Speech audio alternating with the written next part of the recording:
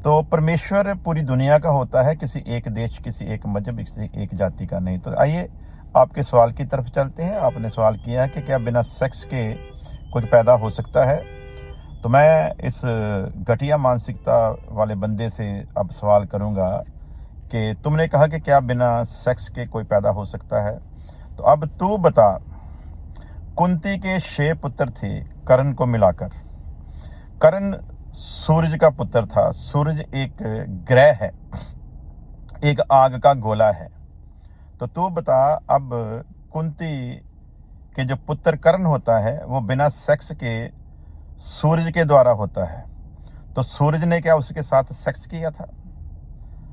युधिष्ठिर, जिसे धर्मराज का पुत्र कहा जाता है, क्या धर्मराज ने उसके साथ सेक्स किया था? भीमसेन, जिसे हवा का पुत्र कहा जाता है, क्या कुंती के साथ भीमसेन ने सेक्स किया था? बाकी भी जो और 3 रह गए हैं उनके भी बारे में जब गौर करते हैं तो क्या वो जो पैदा हुए वो सेक्स के साथ हुए थे?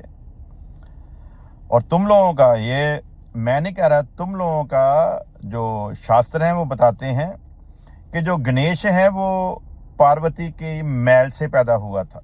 मैल गंदगी को पेश करती है। तो आप लोग एक ऐसे भगवान को जिसके बिना कोई पूजा शुरू नहीं होती, उसकी बेअदबी करते हुए आप लोग कहते हो कि वो मैल से पैदा हुआ है। तो आगे चलते हैं। एक ऋषि, महाभारत में हम देखते हैं कि एक आदमी आता है, उसके औलाद नहीं है, उसको फल देता है। वो आधा आधा फल अपनी दोनों पत्नियों को दे देता है और उनके आधा आधा बच्चा पैदा हो जाता है। अब रही बात सीता माता की, जिसको तुम बोलते हो, वो मटकी में से निकली थी। मटकी में से निकली थी। राजा जनक जो था उसको वो खेत में मिली, मटकी में मिली। तो ये बिना सेक्स के मटकी में कैसे आ सकती है? तो बिना सेक्स के सीता कैसे पैदा होगी? और फिर तुम लोगों का ही सिस्टम बताता है कि रामचंद्र जो है वो खीर खाने से पैदा हुआ था। तो अब खीर ने कैसे सेक्स कर लिया, ये भी बात विचारणीय है। उसके बाद तुम लोगों के तो जब देखते हैं ना प्रोग्राम, तो उसमें दिखाते हैं कि एक ऋषि औरत के ऊपर नजर डालता है। एक ऋषि, अपने आप को ब्रह्मा के पुत्र कहने वाले लोग जो हैं ऋषि, वो कहता है कि वहां पर हम देखते हैं कि उसने औरत पर दृष्टि करता है। उसके एक ऋषि के दृष्टि करने से एक औरत गर्भवती हो जाती है। तो उस ऋषि को बनाने वाले उस सर्वशक्तिमान के लिए कौन सा काम मुश्किल है?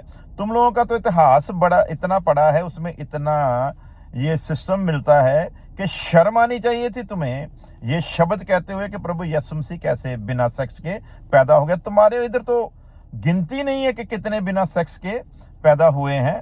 सो इसलिए बात करने से पहले विचार लेना चाहिए अपनी, और पहले ध्यान दे देना चाहिए कि अगर मैल से तुम्हारे वहां पर पैदा हो सकता है, अगर ऋषि की नजर डालने से, ऋषि के द्वारा फल देने से, खीर खाने से, मटकी में से, और फिर सूरज दे रहा है बिना सेक्स के पुत्र कुंती को, तो प्यारे भाई थोड़ा अकल से काम ले।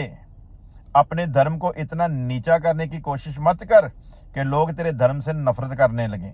सो अपने मुंह से अपने धर्म की प्रशंसा करने से कोई धर्म ऊंचा नहीं होता। आपकी अकल बताएगी कि आप कितने ऊंचे धर्म से हैं। आपके कार्य बताएंगे कि आप कितने ऊंचे धर्म से हैं। आपकी गतिविधियां बताएंगी कि आप कितने ऊंचे धर्म से हैं।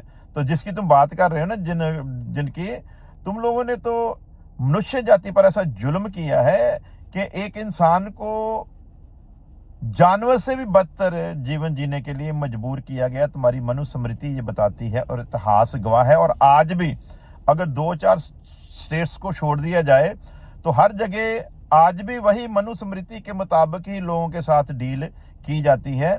तो उस कौम से आता है जिस कौम ने औरतों की छातियों के ऊपर टैक्स लगाया था। तो उस कौम का है जिन्होंने औरतों की छातियों पर टैक्स लगाया था, और औरतों को जो छोटी जातियां की थी खास करके, उन्हें अपनी छातियां नंगा रखने के लिए मजबूर किया गया था। तो उस कौम से आता है। और ये कौम जो जिसका तू होने का दावा करता है और जो तुम भारत के अपने आप को मालिक बताने की कोशिश कर रहे हो, तू भी एक विदेशी है और एक विदेशी बीज है तू। इसलिए शर्म कर, पहले अपने धर्म में झांक कि तेरे धर्म में कितने लोग बिना सेक्स के पैदा हुए हैं। और यदि तेरे धर्म में ऐसा हो सकता है तो फिर क्रिश्चियनिटी में क्यों नहीं? यदि किसी ऋषि के नजर डालने से अगर कोई औरत गर्भवती हो सकती है, तो उस ऋषि को बनाने वाले उस सर्वशक्तिमान परमेश्वर के लिए कोई काम मुश्किल नहीं। जो मिट्टी का आदम बनाकर उसकी नसों में जीवन का श्वास फूंककर उसे जीवता प्राणी बना सकता है, वो एक औरत के गर्भ में किसी को लाने में असमर्थ नहीं है। वो सर्वशक्तिमान है, सब कुछ करने की कुदरत रखता है। तू बता, जिस धर्म से तू आता है, जिस पर तू गर्व करता है, तेरे धर्म के शास्त्र कहते हैं कि ब्राह्मण जो है वो ब्रह्मा के मुख से निकला है। तेरे तो ब्राह्मण जो तू दावा कर रहा है ना, तू तो मुख से निकला हुआ है। तेरी पैदाइश कैसे बिना सेक्स के होगी तेरी कौम की, ये बता। मुंह से निकला ब्राह्मण, छाती भुजाओं से निकला खत्री, पेट से निकला बानिया और पैरों से निकले शूद्र। अरे बेवकूफ आदमी, कुछ बात करने से पहले अपने उधर झांक लेता तो तेरे को पता चलता कि मुंह से पैदा नहीं होते हैं, छाती भुजाओं से पैदा नहीं होते हैं, पेट से पैदा नहीं होते, पाँव से पैदा नहीं होते हैं। यदि तू कहता है ये प्रवृत्ति नहीं है, बिना सेक्स के कोई कैसे पैदा हो सकता है, तो जा और अपने धर्म से जाकर पूछ, तेरे धर्म में इतने ये जो लोग जिनके मैंने नाम गिनाए हैं, ये कैसे पैदा हो गए हैं? पहले उसका जवाब दे, फिर यीशु मसीह के बारे में पूछ के वो कैसे जन्मा है। और तेरे जैसे लोग जो है ना, वो अपनी कौम के लिए लानत साबित होते हैं, अपनी कौम की बदनामी के कारण बनते हैं। और तेरे जैसे लोग हैं जिनकी वजह से हजारों लोग दंगा हो जाता है ना, जब उसमें मारे जाते हैं, क्योंकि तेरे जैसे लोगों की गलत बयानबाजियां। हमने कभी नहीं पूछा कि राम खीर से कैसे पैदा हुआ, हमने नहीं पूछा सीता मटकी से कैसे निकली, हमने नहीं पूछा कि गणेश जो है वो कैसे पार्वती की मैल से बन गया, हमने नहीं पूछा कि एक बच्चे का धड़ कैसे काट दिया गया और उसके ऊपर कैसे हाथी का सिर लगा दिया गया। ये कैसे मुमकिन हो सकता है? कैसे मुमकिन है ये? तो यदि तेरे धर्म में ये सब कुछ मुमकिन है, तो दूसरों में भी मुमकिन है। सो शर्म कर, बात करने से पहले सोच। और जो भी ऐसी मानसिकता रखते हैं, उनको भी मेरा ये पैगाम है कि पहले अपने धर्म में झांक लिया करो, फिर दूसरे के धर्म पर टिप्पणी करने का मन बनाया करो।